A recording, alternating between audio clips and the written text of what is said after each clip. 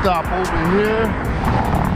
They say they got cheese. I like cheese. They got fresh pie too. I sort of want a snack. And fruit and produce. We're in upstate New York. Over here in Geneva, New York.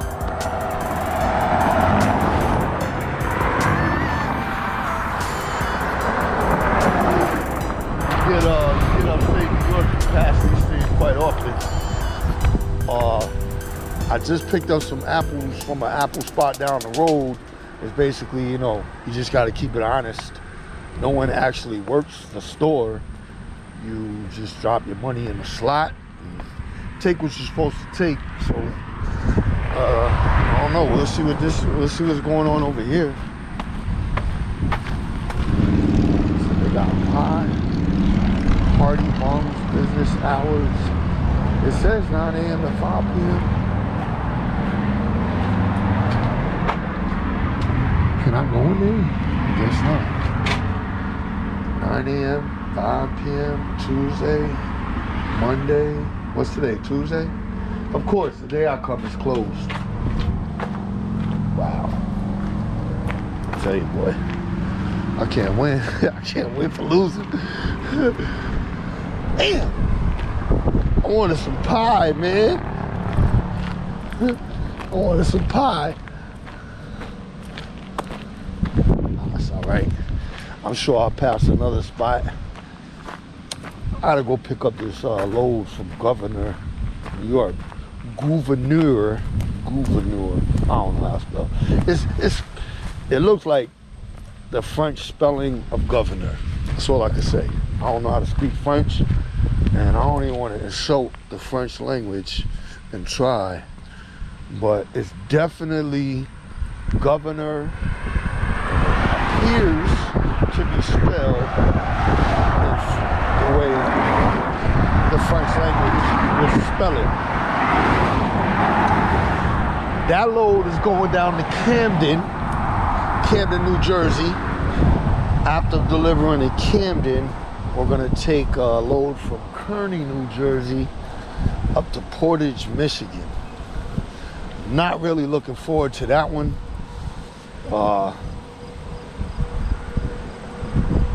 Trying to get with my favorite brokers up in the Northeast, but I ain't heard from them any, except Andrea from King Freight.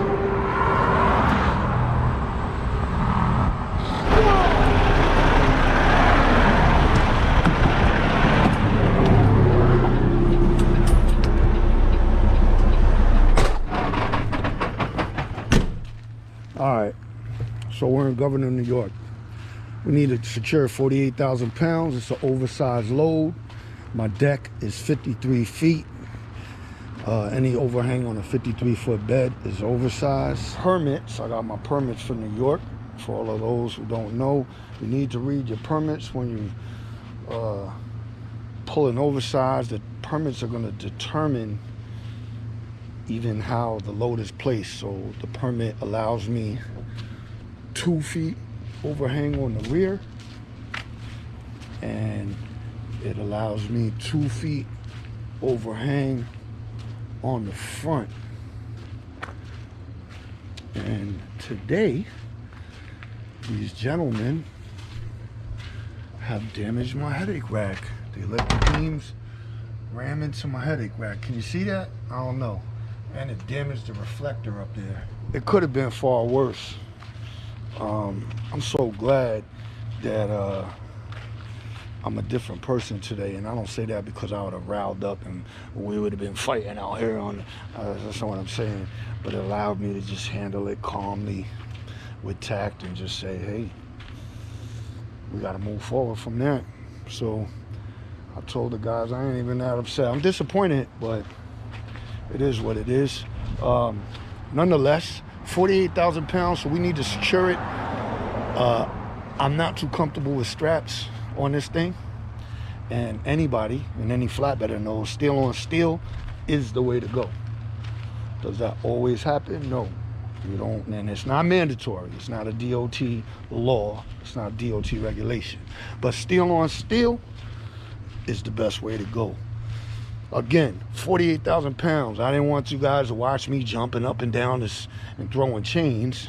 Who wants to watch a video of a guy throwing chains? So I threw the chains. Now I'll show you how they're placed. My cross chain, that's gonna stop the forward movement, right?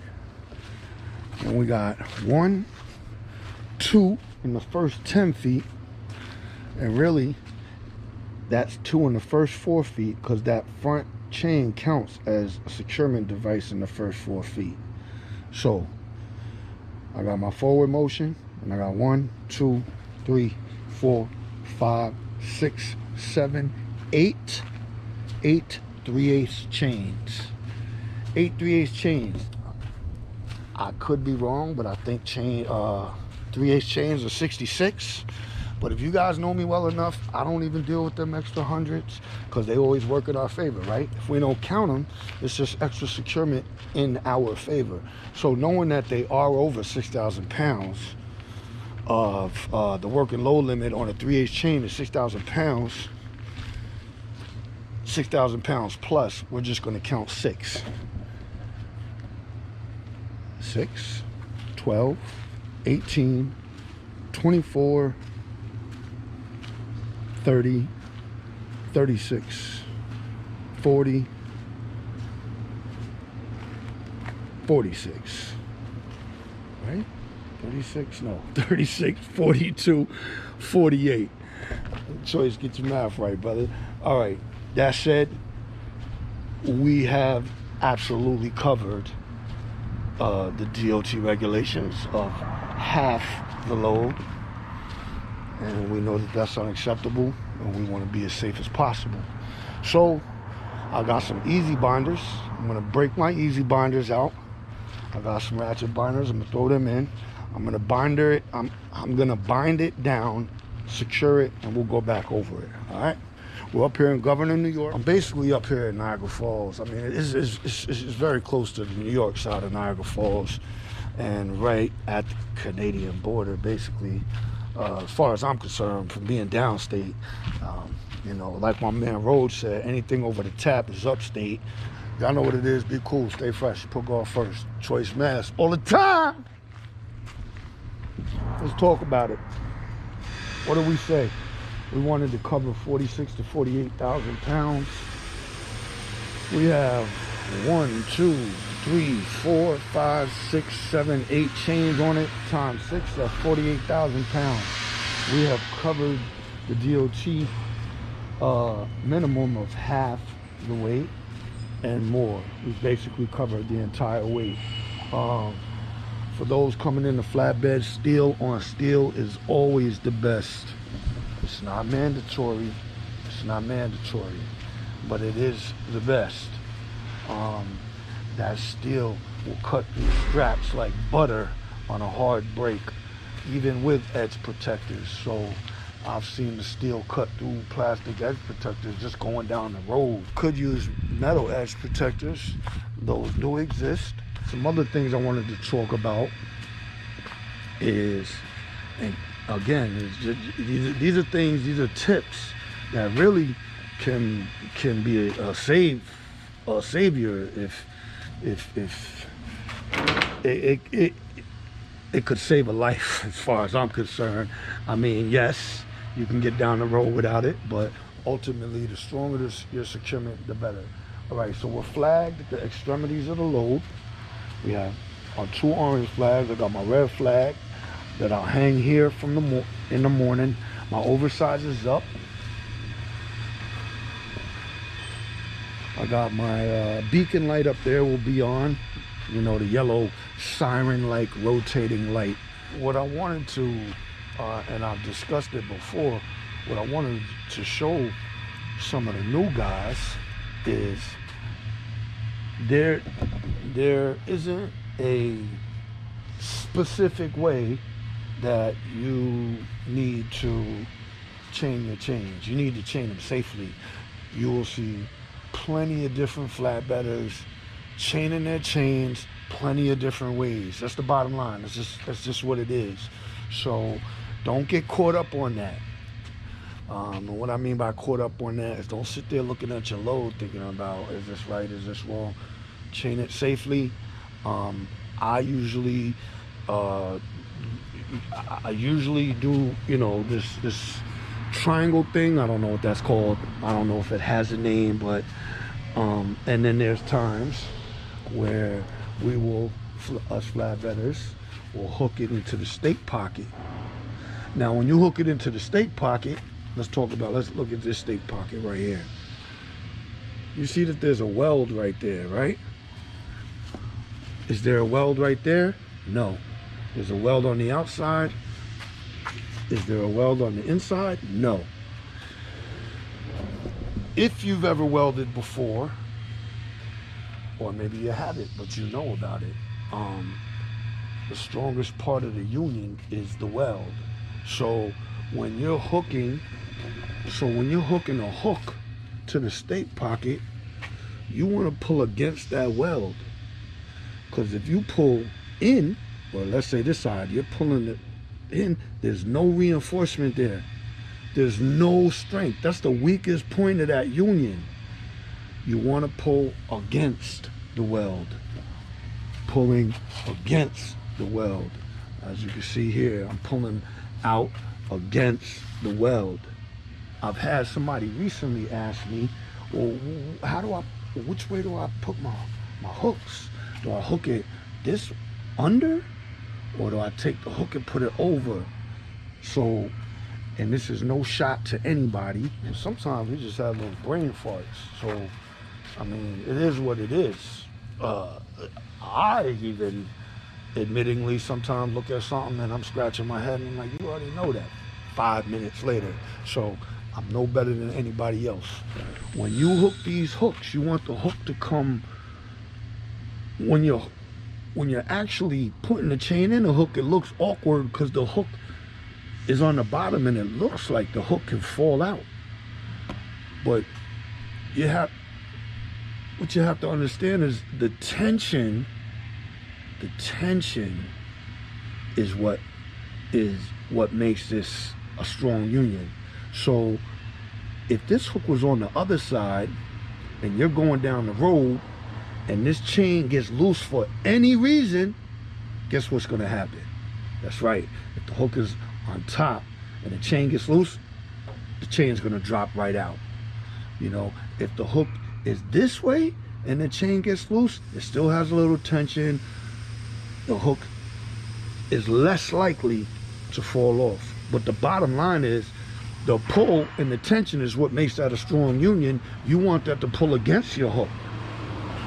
You understand what I'm saying? You want it to pull against the hook. You don't want that hook to be on top, because you're really not pulling against the hook. Now you're pulling through the hook. So you don't want that. Upon inspection, I see that, look. So it's good to always check your chains too, because upon inspection, I see that this chain does not have a cotter pin. So I haven't tightened this one yet. I gotta get a cotter pin for this, and I'm gonna get one out of the headache rack. But I left that open to show you guys. Don't always assume that your hooks are good too.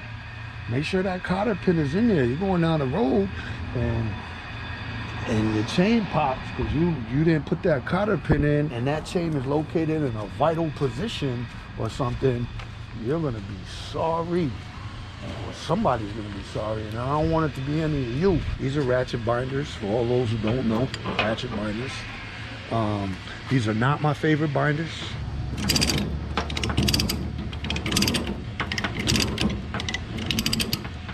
After I ratchet, I hit the switch.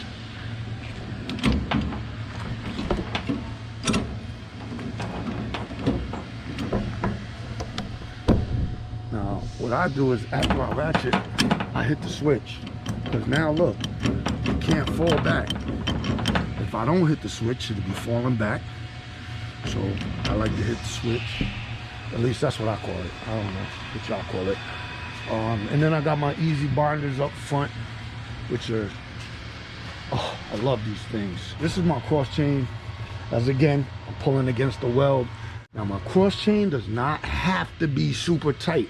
And let me say this, if I pull that super tight as I can, you know, if I pull that as tight as I can and I'm going down the road, there are times where the vibration will pull that. It's gonna pull it back, because I don't have one in the back. I don't need one in the back. I mean, I could use it, but I don't need one in the back. So I tighten this just so that it's snug.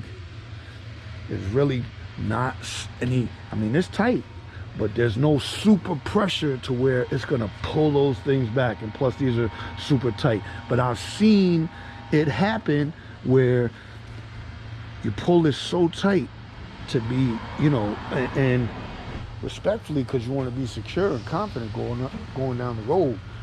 But these are the things that you live, you learn, load by load, and you start to understand. So now I don't pull it super tight, because as I'm going down the road, it's the vibration and that pull, believe it or not, it'll walk that back. So my cross chain, it goes under here, over. I got it coming through there and over. So it's all pieces are taken care of. All pieces. We could talk about that piece up there. Well, why didn't you cross chain that one up there, Choice? Well, I'll tell you why. One, you see those plates sticking up? I got 1, 2, 3, 4 chains alone on that piece. And those plates, those chains, they'll do what they have to do on their own. So I'm up here in Governor, New York. I cannot move until a half hour before sunrise, I think it is. It's either a half hour before, a half hour after. Don't quote me on that, but I can't move while the sun is down. So I'm gonna back this thing up, I'm gonna park, and I'm gonna get out of here in the morning.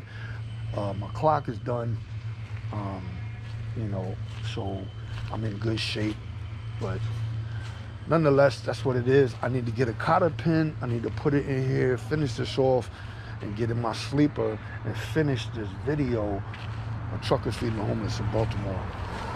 That'd be cool, stay fresh, put God first, Choicemas all the time. So when I do fueling, I also do my safety checks. I just retighten my binders, make sure they're all good, everything is good. See that? It's great. Just got the truck washed. Pigeons are so disrespectful in New York, and I parked under an overpass, so they do me wrong, man. Truck is looking good though. And as you all know, in the Northeast, the truck washes and truck stops are few and far between, so I don't always have the chance. But we got her done. I'm glad. My guy Ryder was saying, he was teasing me, get that truck done, get that truck clean. We're here at the Loves in Binghamton, New York, fueling up. These guys damaged my headache rack last night, so I was held after sundown. I couldn't move during sundown, so I had to leave at a half hour before sunrise today, which was 7. Sunrise was at 7:30. So I won't be able to make Jersey by 2:30, especially with all the construction. The entire United States and every state with that whole infrastructure thing that the administration got going on. The whole state is under construction, so there's detours. What you should be doing 70 in, you're doing 50 in, 45. So I will not be able to get down to Jersey by 2:30. I'll deliver it in the morning and pick up in Jersey in the morning. But it's okay. It was anticipated by my guy Chris. Shout out to Chris. Big shout out to Chris. So he takes care of me when I'm not running the DAT board. I trust him, and he does well. I've been touching the dashboard a little bit, but freight is so tight right now. It takes a little pressure off. Chris takes a little pressure off of me, and I love him for it. Also, all you flatbedders, y'all looking for, you want to change, you want something different, you got 2 years of flatbed, and hit me up. Email me, choicemas@gmail.com,